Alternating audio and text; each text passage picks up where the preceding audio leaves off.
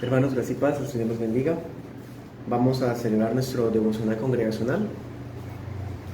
Vamos al Salmo 50 y estaré utilizando la Reina Valera de las Sociedades Bíblicas Trinitarias. Salmo 50. Dice así: Salmo de Asaf. El Dios de dioses, Jehová, ha hablado y ha convocado a la tierra, desde el nacimiento del sol hasta donde se pone. De Sión, perfección de hermosura, Dios ha resplandecido. Vendrá nuestro Dios y no callará. Fuego consumirá delante de él, y alrededor suyo habrá gran tempestad. Convocará a los cielos de arriba y a la tierra para juzgar a su pueblo. Júntenme, mis santos, los que hicieron conmigo pacto con sacrificio, y los cielos declararán su justicia, porque Dios es el juez. Selah.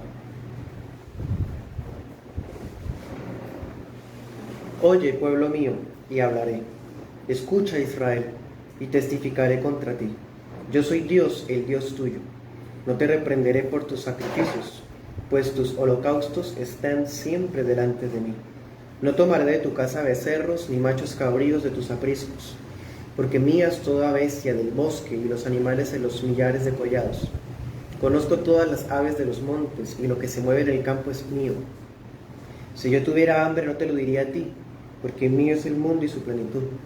¿He de comer yo carne de fuertes toros, o de beber sangre de machos cabríos? Sacrifica a Dios alabanza, y paga tus votos al Altísimo. E invócame en el día de la angustia, te libraré, y tú me honrarás. Pero al malo dijo Dios: ¿qué tienes tú que hablar de mis leyes y tomar mi pacto en tu boca? Pues tú aborreces la corrección, y echas a tu espalda mis palabras. Si veías al ladrón, te complacías con él, y con los adúlteros era tu parte. Tu boca se entregaba al mal, y tu lengua componía engaño. Tomabas asiento y hablabas contra tu hermano. Contra el hijo de tu madre ponías infamia. Estas cosas hiciste y yo he callado. Pensabas que de cierto sería yo como tú, pero yo te reprenderé, y las pondré delante de tus ojos. Entiendan ahora esto los que se olvidan de Dios. No sea que los destroce y no haya quien los libre. El que sacrifica alabanza me honrará, y al que ordene su camino le mostraré la salvación de Dios. Amén. Padre, en esta noche nos reunimos ante ti, oh Dios, Dios de dioses, Jehová. Tú has hablado, tu voz resuena desde Sión. Un día todas las naciones, con los cielos, la tierra y todas las criaturas de testigos, llamarás a cada uno, a los justos a un lado y a los impíos para el otro lado, Señor. A unos nos hablarás con base en tu gracia y el pacto, y a otros les hablarás y les juzgarás también con base en la ley tuya eterna y gloriosa. Hoy, Señor, nos reunimos para elevar a ti oración. Te rogamos que en tu misericordia tengas a bien inclinar tu oído a favor de tu pueblo y conceder, Señor, los ruegos que elevamos a ti, unos por otros. Tú nos conoces a todos, Señor. Te rogamos que tu buen espíritu nos ilumine en Cristo Jesús. Amén y amén. Bueno, hermanos, este salmo vamos a titularlo así: Cuando la humanidad venga a audiencia con Dios. Una audiencia con Dios. Bueno, esto va a ser una predicación expositiva de todo el capítulo. Vamos a confiar en el Señor nos permita abarcar todo. Comencemos. Se trata de un salmo compuesto por Asaf y destaca entre los demás por lo menos en dos detalles. El primer detalle es que Dios habla directamente varias veces. Esto es lo que se conoce como oráculo. Los oráculos era cuando Dios hablaba a través del profeta, y lo que el profeta estaba hablando era Dios mismo el que estaba hablando. Vemos varios oráculos. Por ejemplo, desde el versículo 7 habla Dios: oye, pueblo mío. ¿Sí? 23, el que sacrifica alabanza me honra, ¿sí? Está hablando Dios gran parte del capítulo. Y la otra característica que tiene es el uso de las teofanías, es decir, hace descripciones de Dios como si fuera visible, ¿sí? Como si fuera un Dios que pueda verse. Incluso tiene antropomorfismos, como que Dios pregunta, obviamente que de manera retórica, de que si Él necesita comer o beber, ¿sí? Es un antropomorfismo. Bueno, en resumen, hermanos, vamos a ver que este salmo describe a Dios como si se colocara en pie en una asamblea de dioses. Y desde esa asamblea, en la parte más alta, llama a su pueblo para juzgarlo. Los cielos y la tierra se presentan a la audiencia y Dios comienza juzgando a su pueblo. Los amonesta por la adoración que ofrecen. Y después de que ha hablado a su pueblo, se dirige a los falsos convertidos que estaban infiltrados en el pueblo, a los pecadores. Y les advierte de su final. ¿Sí? Eso va a ser, en pocas palabras, lo que veremos en este capítulo. Vamos a verlo en 2 puntos. Primero, del 1 al 15, el pueblo y los testigos.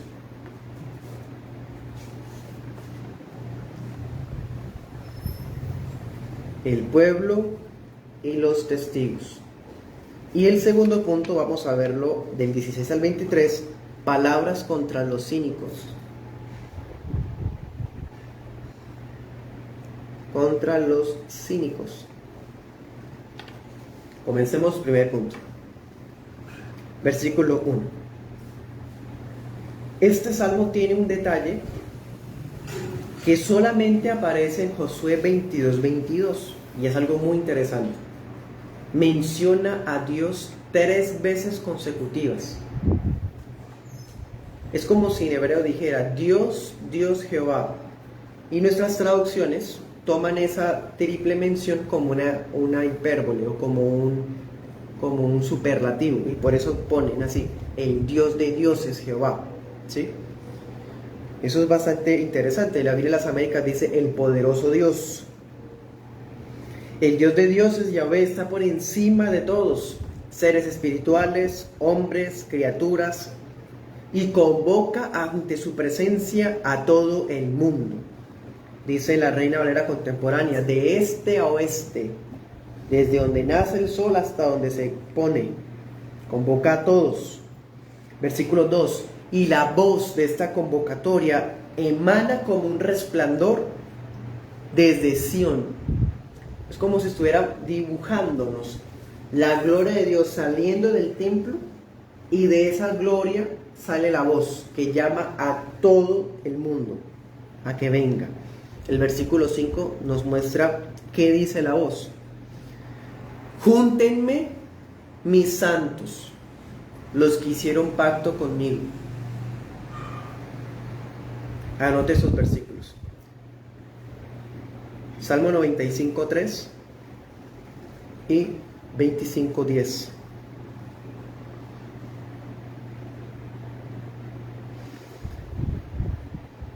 La voz de Dios llama a sus santos, aquellos que hicieron pacto con Él. ¿Quiénes son los santos de Dios? O dice en otra versión, en la Pesita, los elegidos. ¿Quiénes son? Los que hicieron pacto de sacrificio conmigo. ¿A qué se refiere esa expresión? Anote este versículo, Éxodo 24:4. En ese pasaje se muestra que cuando Dios habla con Moisés que le comunique palabras al pueblo, y Moisés se las dice, ellos dicen, haremos todo lo que Jehová nos diga. ¿Se acuerdan de eso? Y celebraron unos sacrificios.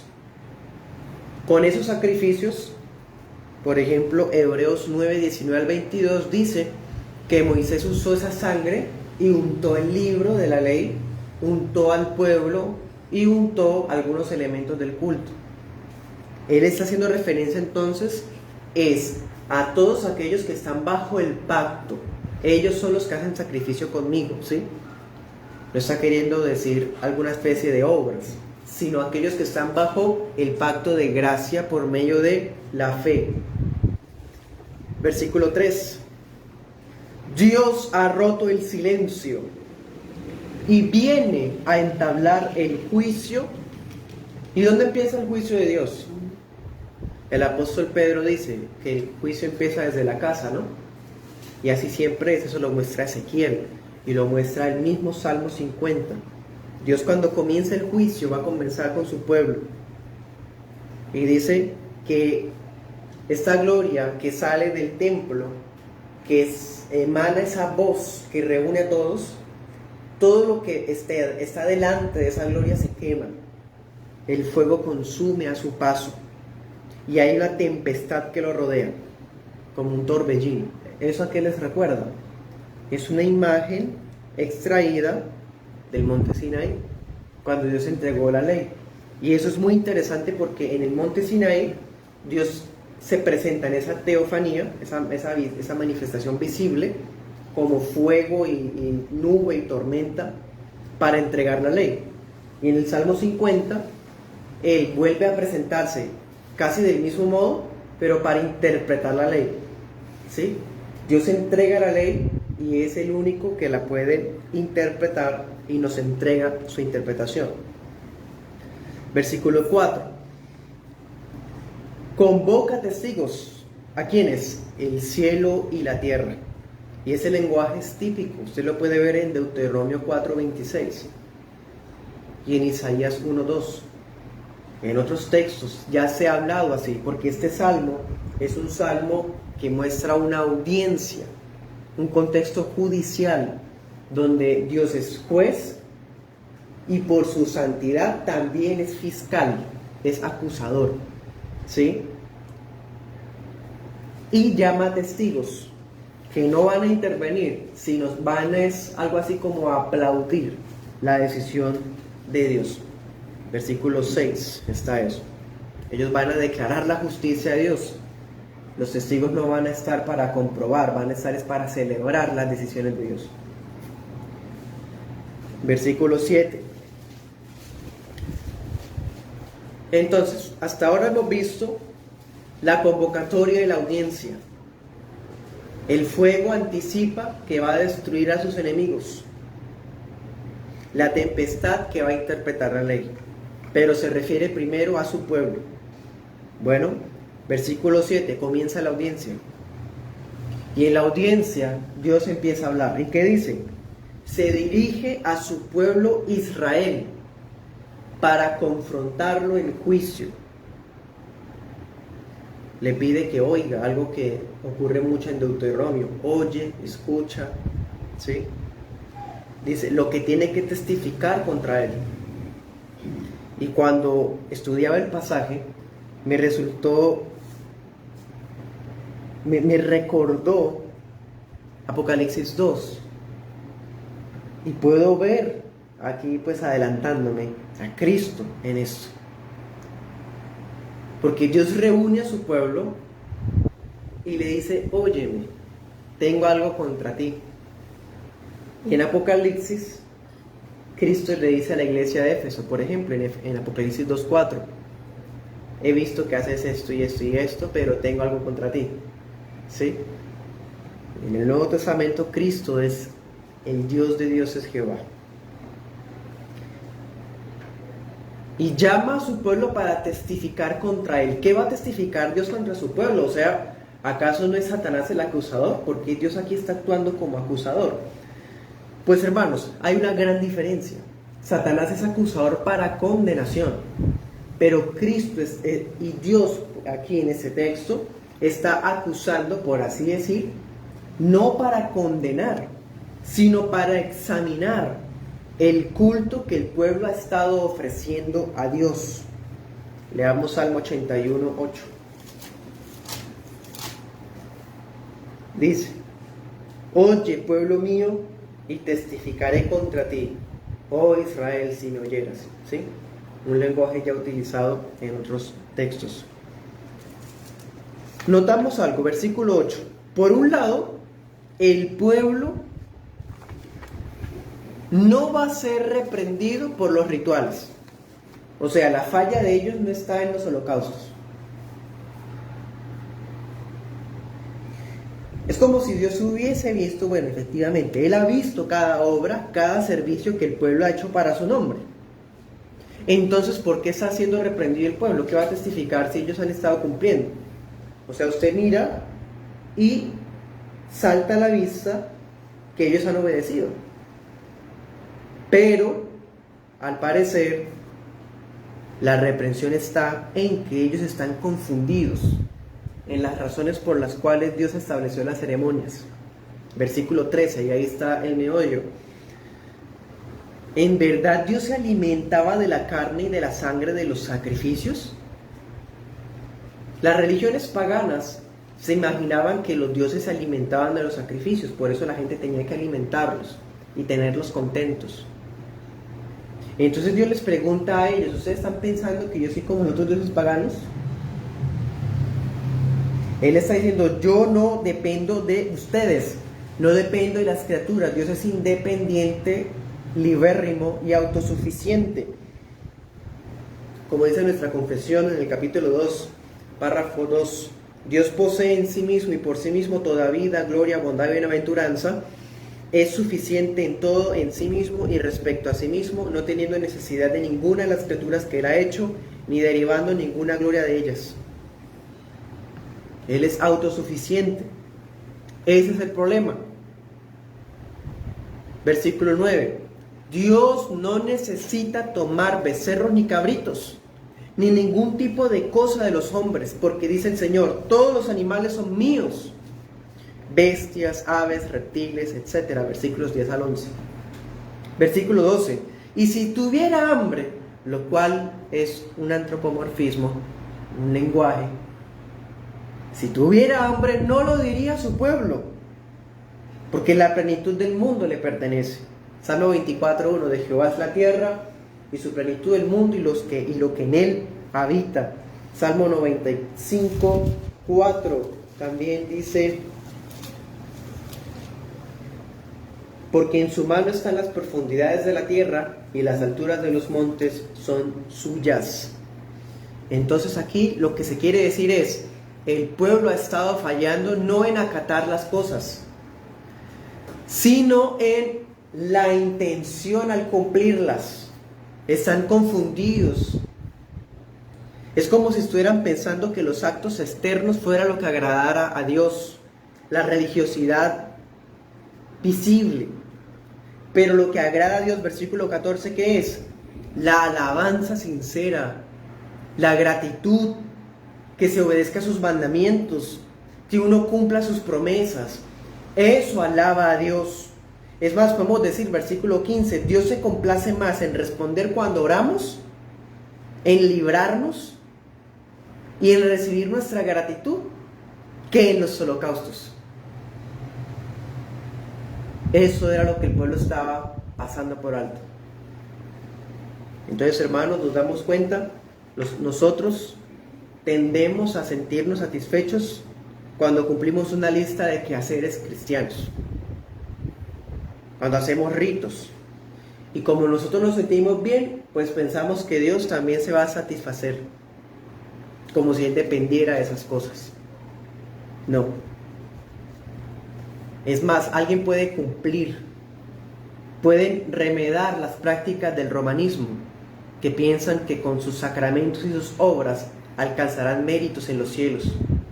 Doctrinas de hombres como los judaizantes, que creen que por acatar las leyes del Antiguo Testamento son más justos. Todas estas cosas, nada puede reemplazar un corazón que se entrega sincero, completo al servicio de Dios. Ninguna obediencia externa, aparente, puede reemplazar una verdadera adoración santa de una persona regenerada.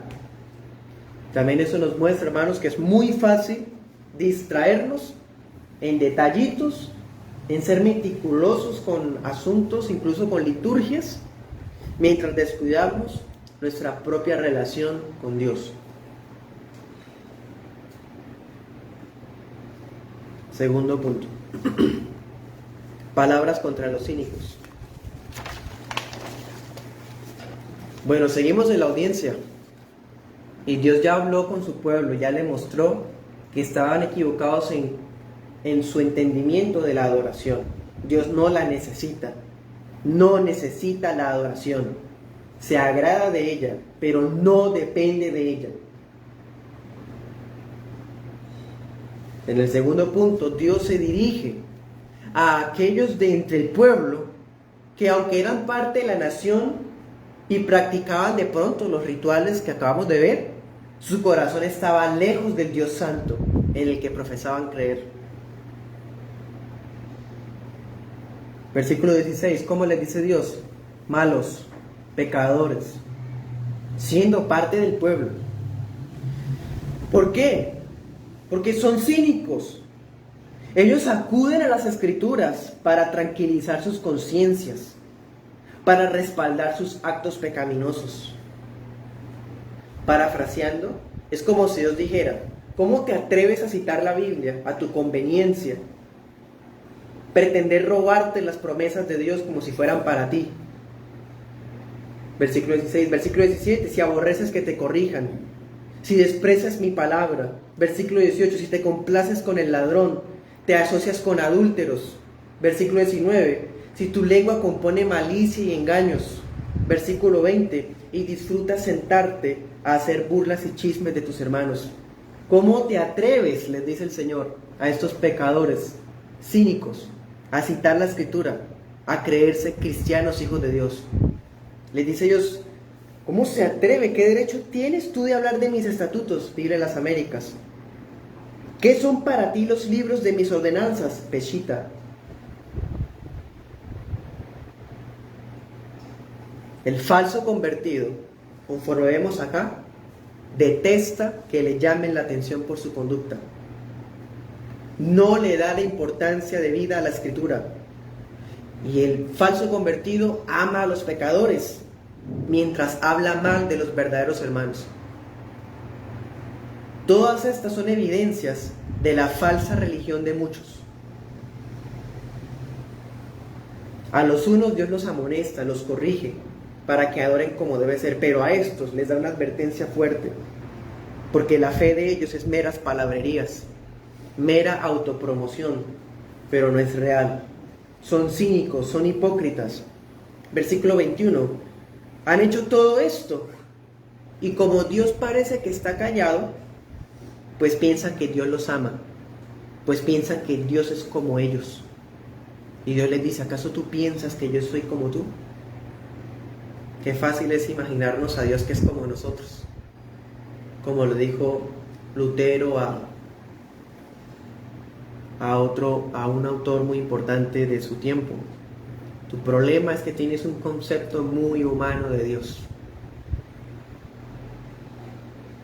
Versículo 21, no, un día Dios va a reprender cada acto de esos individuos y los sacará a la luz. Delante de tus ojos expondré tus delitos. Biblia de las Américas. Sí, así se hará con los que se olvidan de Dios. Entonces, es momento de arrepentirse todos aquellos falsos cristianos malos y pecadores que se atreven a seguir una vida doble, se atreven a memorizarse y a decir, recitar versículos, escribir salmos en sus casas, pero están en pecado y no se arrepienten. Esa palabra es: arrepiéntanse ahora, antes, versículo 22, antes de que Dios los despedace como un león furioso. No habrá quien los libre de este león. Fuera de Cristo, fuera de la intercesión de Jesucristo, nadie más puede librarnos de las manos del Dios vivo. Arrepiéntanse. Versículo 23, el salmo termina así y es maravilloso. Todavía pueden ofrecer alabanza a Dios si ordenan sus caminos. Miren que concluye la audiencia. Y mientras estemos aquí en esta vida, el pueblo de Dios debemos organizar bien nuestra adoración. Y aquellos que están en caminos de impiedad, bajo un disfraz de cristianos, Dios les ordena que se arrepientan para que ordenen sus caminos. Si así hacen, ¿cómo termina el Salmo? Dios les mostrará su salvación. O sea, aún con estos cínicos, Dios les ofrece perdón. Vengan ahora, en arrepentimiento genuino de una vez por todas. Definitivamente la paciencia de Dios busca que el malo se transforme, ¿no? Segunda de Pedro 3:9. A veces el pecador y el falso cristiano piensa que porque no le pasa nada, es que Dios está aprobando lo que él hace. No. ¿Sabe por qué Dios no ha actuado contra el cristiano pecador y el falso convertido? Segunda de Pedro 3:9 dice: el Señor no retarda su promesa, sino que es paciente para con nosotros, no queriendo que ninguno perezca, sino que todos vengan al arrepentimiento. Esta indulgencia de Dios, esta espera de Dios, esta paciencia, no es aplaudiendo el proceder pecaminoso de los cristianos que están en la carne o falsos convertidos, sino es una oportunidad de tiempo para que se arrepientan. Amén. Para terminar, vamos a decir esas otras aplicaciones. ¿Qué acabamos de ver? En el antiguo pacto Israel estaba unido a Dios por sacrificio, en Éxodo 24. Hoy la iglesia, el Israel de Dios, seguimos estando unidos a Dios por sacrificio. Lucas 22:20, ¿se acuerdan? La sangre del nuevo pacto que es derramada por ustedes.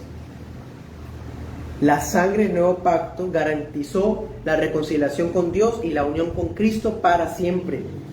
Anote ese texto, Hebreos 13:20. Gracias al sacrificio del Hijo y su ascensión victoriosa por encima de todos los seres espirituales, hombres y creaciones, su iglesia hoy es compelida o llevada a alabarlo con frutos de labios que confiesan su nombre. Hebreos 13:15. Dios de dioses, Yahvé, Cristo, allí exaltado a la diestra de la majestad. Tu pueblo que fue unido a ti por sacrificios, te alabamos. Los sacrificios de alabanza que a ti te agradan. Y un día el Señor Jesús regresará a la vista de las naciones para juzgarlas con el fuego de la segunda venida. Segunda Tesalonicenses 1:8. Desde Sión veremos esa gloria que va precedida de fuego, que consumirá a sus adversarios. Juntadme a mis santos, ¿se acuerda Mateo 24:31? Enviará a sus ángeles y reunirá a los suyos de los extremos de la tierra para juzgarlos. Mateo, hay un texto en Mateo 25, dice: llamará a los suyos y le dirá: venid benditos de mi Padre, porque cuando tuve hambre me hice comer. ¿Se acuerdan? Primero juzga a los suyos y luego siguen los falsos. Apartados de mí, malditos, porque cuando tuve hambre no me dieron de comer. Y ahí sucesivamente. Dios en Cristo Jesús juntará a los suyos y castigará a los impíos e hipócritas que no se arrepintieron. Mateo 7:21 dice: no todo el que me dice Señor, Señor, entrará en el reino de los cielos, sino el que hace la voluntad de mi Padre que está en los cielos. Muchos me dirán en aquel día: Señor, Señor, ¿no profetizamos en tu nombre? ¿Y en tu nombre echamos fuera demonios? ¿En tu nombre hicimos muchos milagros? Entonces les declararé: nunca los conocí, apártense de mí, hacedores de maldad. Quizás haya algunos atrevas a decir versículos. El mismo Dios les dirá: ¿qué tienes tú que ver con mi ley?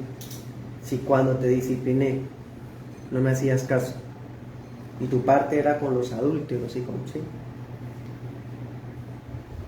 Mientras tanto, esa voz que sale de Sión sigue resonando hasta ese día que Cristo venga. Esa voz sigue resonando, exhortando a su pueblo para que lo adoremos en santidad y lealtad, y llamando a los hipócritas y cínicos para que no rechacen más la disciplina y se conviertan de sus malos caminos. Amén. Oremos.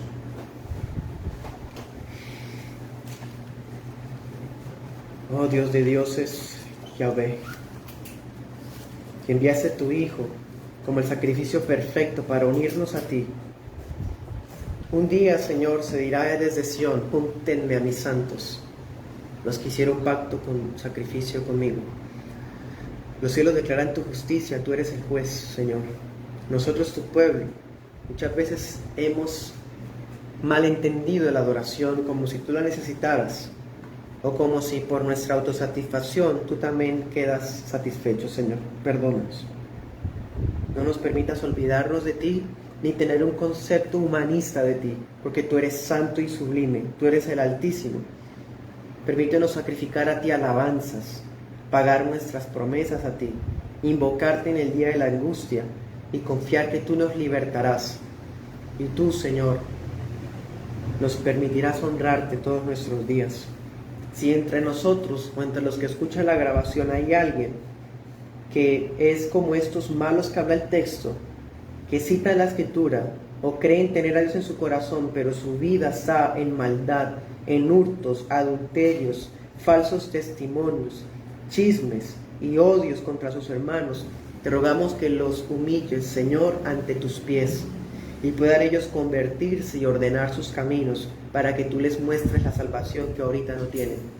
Ten misericordia de ellos, Señor, antes de que vengas tú a destrozar a aquellos que no te obedecieron y no haya quien los pueda librar. Te exaltamos, Señor Jesús, porque tú eres Rey eterno, grande y misericordioso con los tuyos, pero que no tendrás por inocente al culpable. Gracias, Señor Jesús. En esta oportunidad oramos por la condición económica y de salud de todas las familias de nuestra iglesia local y en Cúcuta y en Bucaramanga, Señor. Ten misericordia de nuestros hermanos, de los congregantes. Permítenos estar fuertes para ti, Señor. Oramos por las actividades programadas de fraternidad y de evangelismo en este mes. Permítenos, Señor, la salida evangelística como iglesia local y asimismo la convención reformada que hemos planeado con las iglesias reformadas de la región en octubre. Que todo eso sea para tu gloria, Señor, y no para autosatisfacernos a nosotros, autopromocionarnos. Guárdanos, Padre, y permítenos honrarte y bendecirte como es debido. Oramos por la perseverancia y la admisión en pureza de los aspirantes a membresía de nuestras iglesias en Girón y en Cúcuta, Señor. Permite, Señor, que los aspirantes comprendan tu palabra y la abracen de todo corazón en sana sujeción. Oramos por el viaje de Yolanda, para que la guardes, Señor, en integridad y salud. Permita, Señor, que el trámite por el que ella va hasta allá pueda ser felizmente culminado y regresar aquí para organizar los asuntos de sus caminos y de su vida. Oramos por la familia Gallo, Señor. Te ruego que los bendigas y los guardes en todo tiempo. También, Señor, seas tú proveyendo varones aptos para la Iglesia Bautista Reformada de Toluca, en México, del pastor Juan Ignacio. Y también, Señor, en todas las iglesias que necesitamos obreros en esta mies, Señor. Es mucha y obreros hay pocos, pero tú eres el Señor de la mies y tú dijiste que tuyas son todas las almas. Provéenos, Señor, varones santos, leales, varones que te adoran en espíritu y en verdad. Eso lo decimos en el nombre de Jesús. Amén y amén. Bueno, a los hermanos aquí presentes y a los amigos les invitamos muy cordialmente este domingo por la mañana a las 9 y a las 10 a nuestros cultos. Este domingo continuamos con nuestra serie del libro de Éxodo y con nuestra serie del libro de Marcos. Bueno, y el próximo miércoles a la misma hora, 8 de la noche, en horario Colombia y Perú, seguiremos estudiando el libro de Salmos. ¿Listos? No siendo más, gracia y paz, el Señor les bendiga.